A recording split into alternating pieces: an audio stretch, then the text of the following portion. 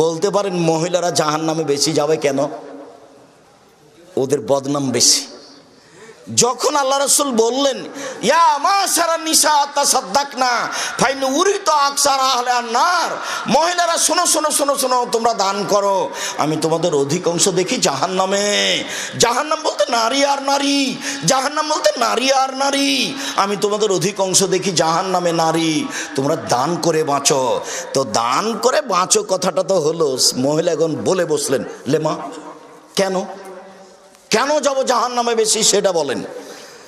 তখন আল্লাহ রাসূল বলছেন তুকসিরুল্লাহ আনা, তোমরা মানুষের বদনাম করো, মানুষকে অভিশাপ করো, এসে কথা বলো, এই কারণে জাহান্নামে যেতে হবে। এক।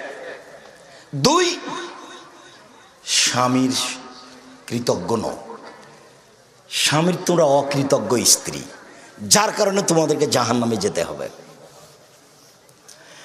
রাসূল সাল্লাল্লাহু আলাইহি ওয়াসাল্লামকে জিজ্ঞাসা করো আল্লাহর নবী মান নাজাত, বাঁচার পথ কি? তখন আল্লাহ রাসূল বললেন শোনো, আলজাম লিসানাক, মুখে বদনাম করিও না, জান্নাত পাবা। দুই, ওয়ালজাম বাইতাক, বাড়ি থেকে বাহিরে যায় না, জান্নাত পাবা। তিন, পাপের জন্য কাঁদো, জান্নাত পাবা। আয়েশা রাদিয়াল্লাহু তাআলা আনহা বলেন আমি বললাম আল্লাহর নবী সাফিয়ার জন্য এটাই যথেষ্ট, আপনি যে সাফিয়ার অত প্রশংসা করছেন, ও তো খাটো মহিলা, এই খাটো কথাটা বদনাম হয়ে গেছে।